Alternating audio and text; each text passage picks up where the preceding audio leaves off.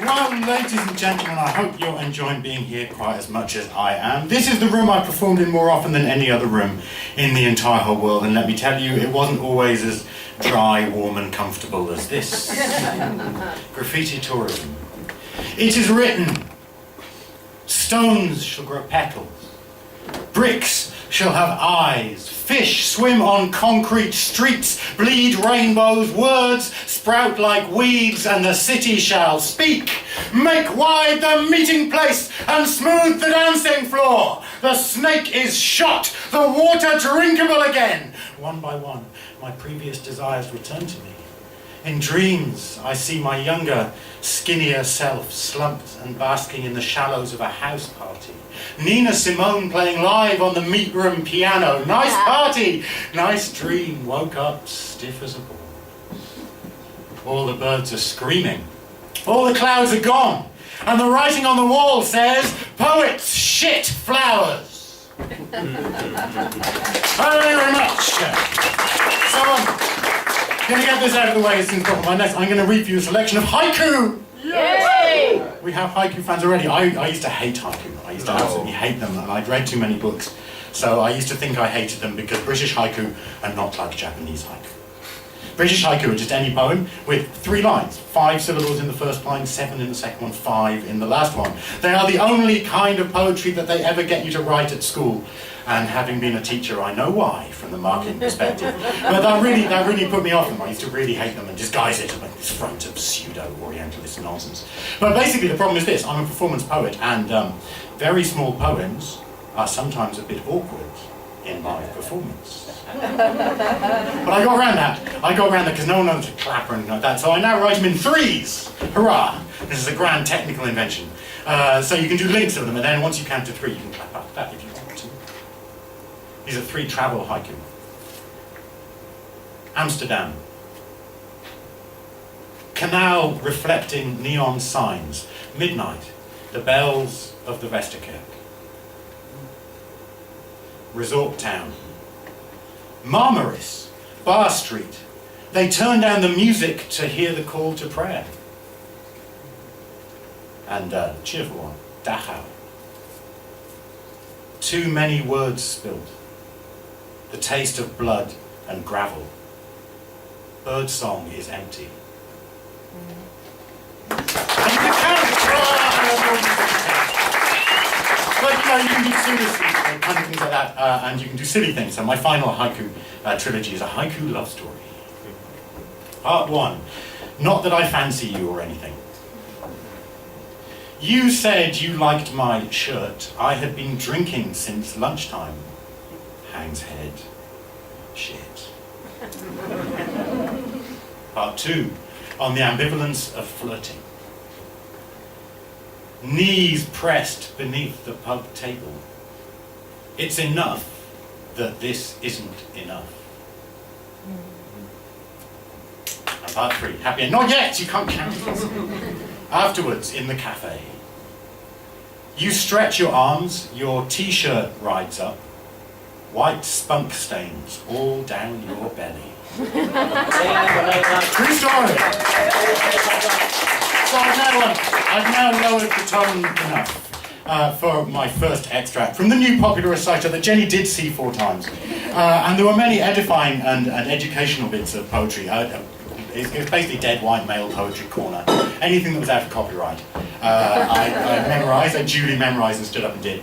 And did Jenny ask me to perform the highly edifying How Horatius Held the Bridge by Lord Macaulay? No, she didn't. Did she ask me to perform a section from Walt Whitman's Song of Myself? No, she didn't want that one as well. She wanted the rude one. So, ladies and gentlemen, may I present for you, this next poem is by the greatest poem, or English poet of the 17th century, not often studied in schools for reasons that will become remarkably apparent. Mr. John Wilmot, not Mr. John Wilmot, John Wilmot, Earl of Rochester. Drinking buddy and whoring buddy of Charles II. Fantastic poet. And you'll be amazed. The 17th century English was much like English is today, except a few words you need to know. You need to know for this poem, for example, that to spend means to come in the 1680s. To spend is to come. To swive, does anyone know what to swive means? Can you guess? To fuck. That's right. When we get to the end, you need to know that stone means bladder stone. The worst possible illness that could befall a gentleman in the days before anaesthetic. If you go to the Hunterian, the Surgical Museum in London, you'll see a whole case of instruments they used to use to extract bladder stones the only way they could. And believe me, Madame Tussauds in the London dungeon has got it's terrifying, terrifying. So that's stone, and for the very, very last line, you need to know that all poets' girlfriends answer to the name Karina. Do you know that? No, buy me a pint, I'll tell you why afterwards, I do know why. So this, ladies and gentlemen, is The Imperfect Enjoyment by John Wilmot, Earl of Rochester, and this is especially for Jenny.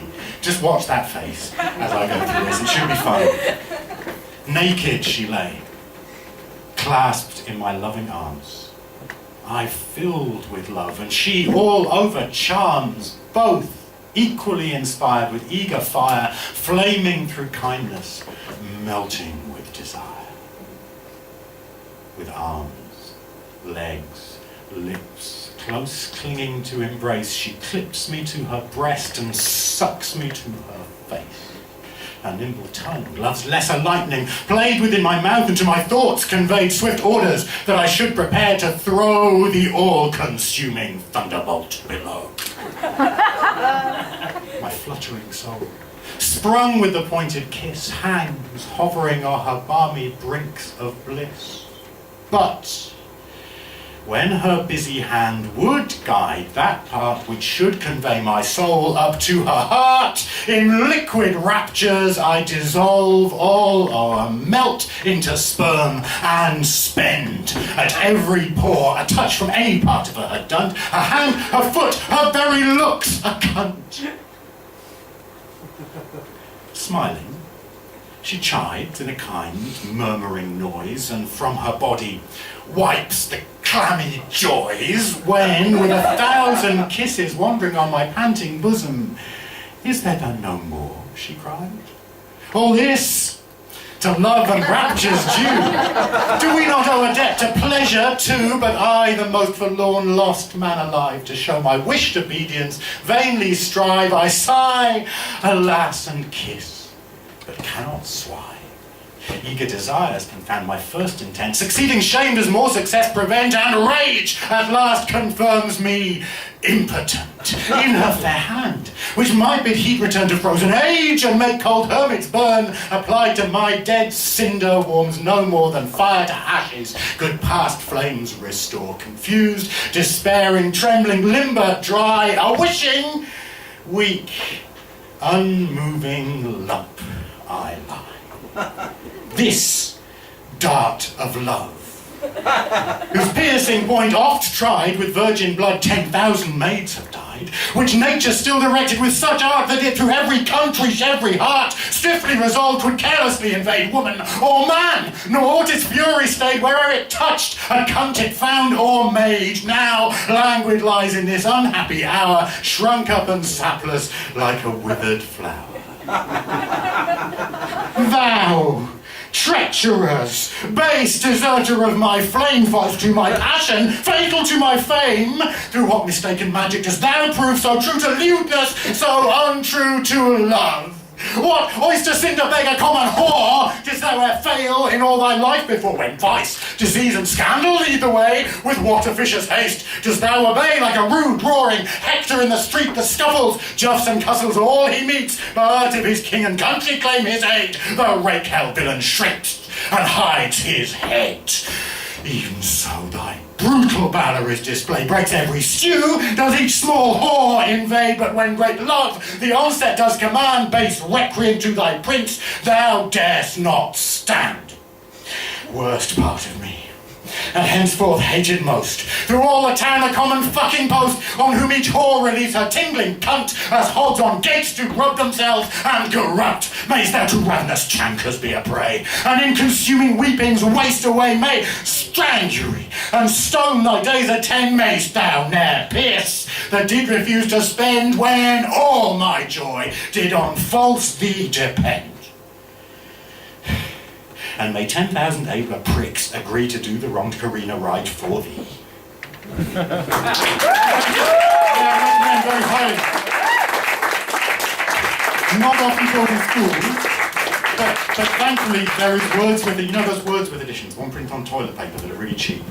That's good. £1.99 will get you the complete Rochester. Jenny, do you recommend the complete Rochester? I do indeed. That smile says it all. Johnny Depp did a movie about him, which I don't recommend you see because it's really bad. Johnny Depp just can't do it. It's just too much of a nice boy.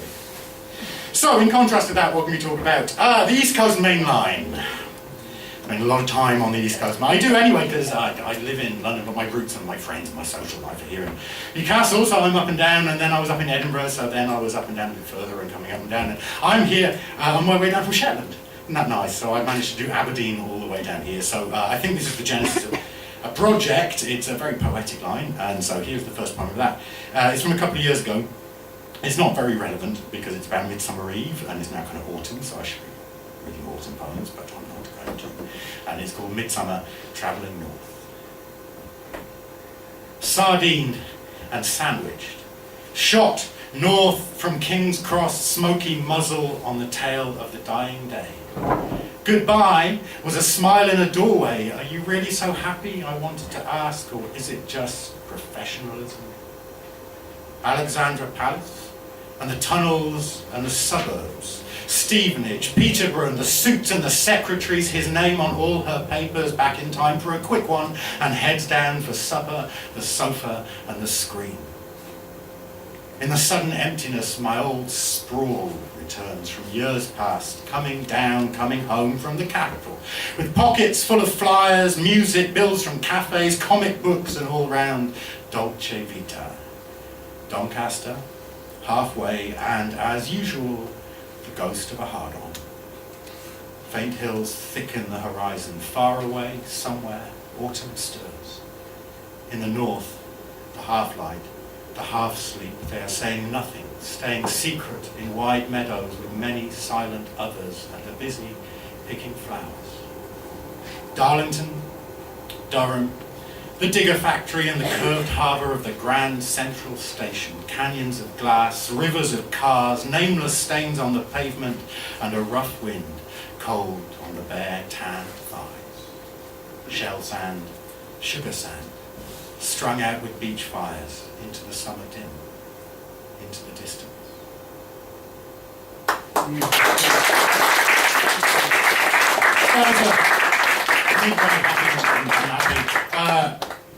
Our next theme, ladies and gentlemen, is beat, meaning tired and exhausted. He has 3 poems about that. The first one, Midsummer Rapture.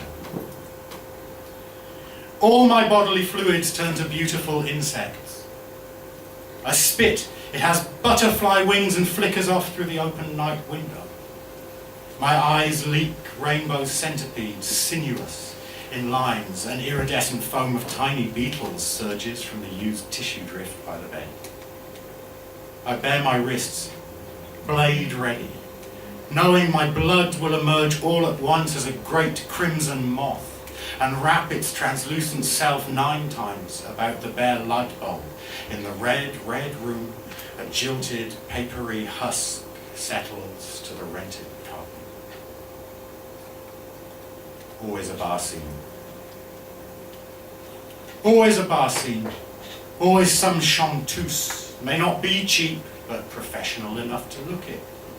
Opens with a rush like a hit of rough wine. Rhythm, exhaustion, everyday sainthood. It is a poor life that does not know tiredness, but the music is good, and the ministers of drunkenness are many-coloured and beguiling, and the drinking is easy. You keep on losing your voice, and you keep on finding it again, more battered and more useful every time, and you ask yourself, how many virginities are there still left to lose? And the answer is, yes. Tantalus. I search for the dark and find only light, for death and nothing but resurrection. Looking in only the lowest saloons for company, I have no friends that aren't messiahs. Hell must be somewhere, but everywhere is full of angels.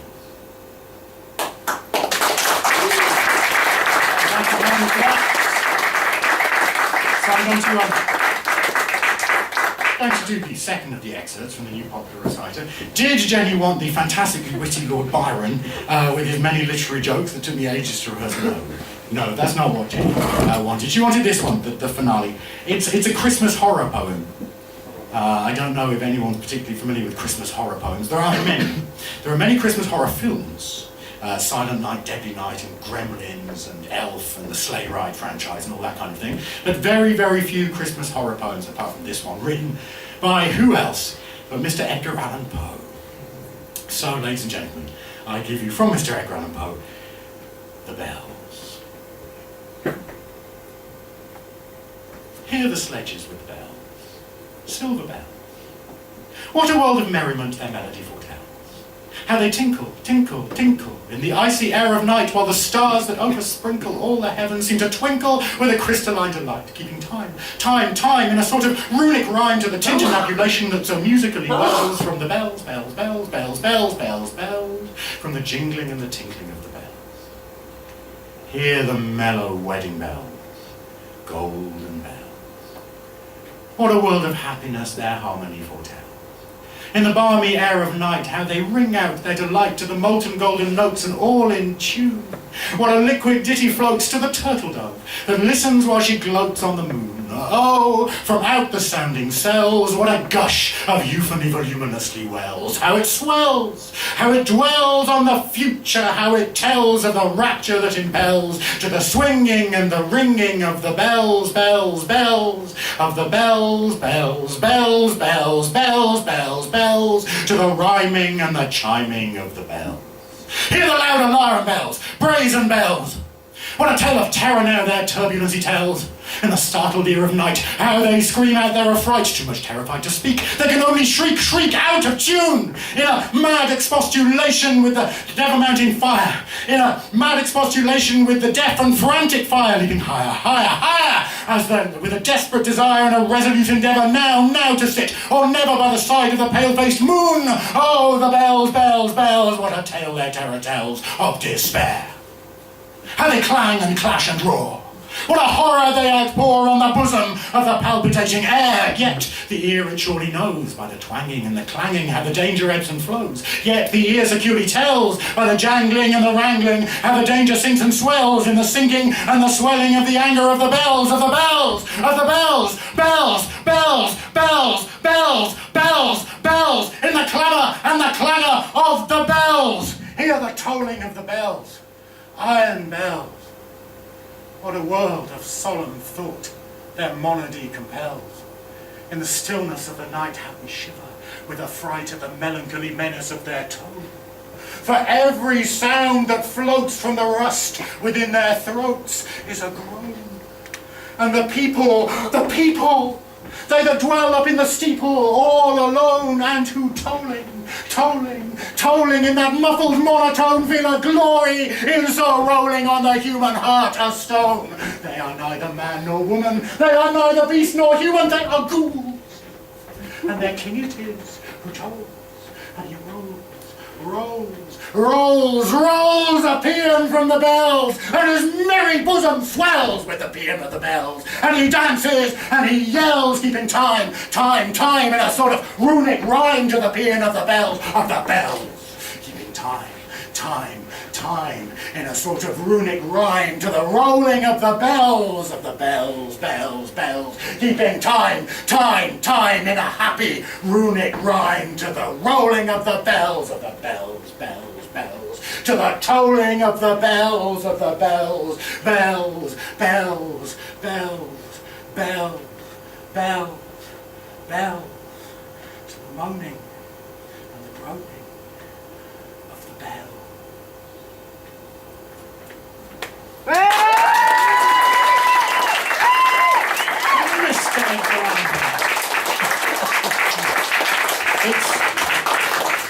It's quite a silly poem. Quite a silly poem. So I'm going to close just with two short, newer ones. I too have a book for sale, but I wasn't organised enough to push it up there. So, you know, that's certainly right if nobody buys any. But look, it's called Quiet Circle, and it's beautiful, and it's only £5. It's called beautiful. Otherwise, please do give me your email address or come and get a card or something, because I'm already putting a program together for New Popular Reciter 2014, obviously, because I'm just glutton for punishment. But Jeff, come talk to me. This one's a poem, love poem. It's called Oh My Heart is Like a Pendulum. Oh, my heart is like a pendulum. A like his heart, my O, rest of point one finds that. Finds one point of rest just to start right back off again. Off back start to just left the one it chased to swoop, and swoop to chase the one it left, where it dreams it was happy. Was it dreams it where pendulum A like his heart, my O. My heart is like a pendulum, leave it alone long enough. Long alone it leave finds always it, and it always finds its final rest. Final hits you at you.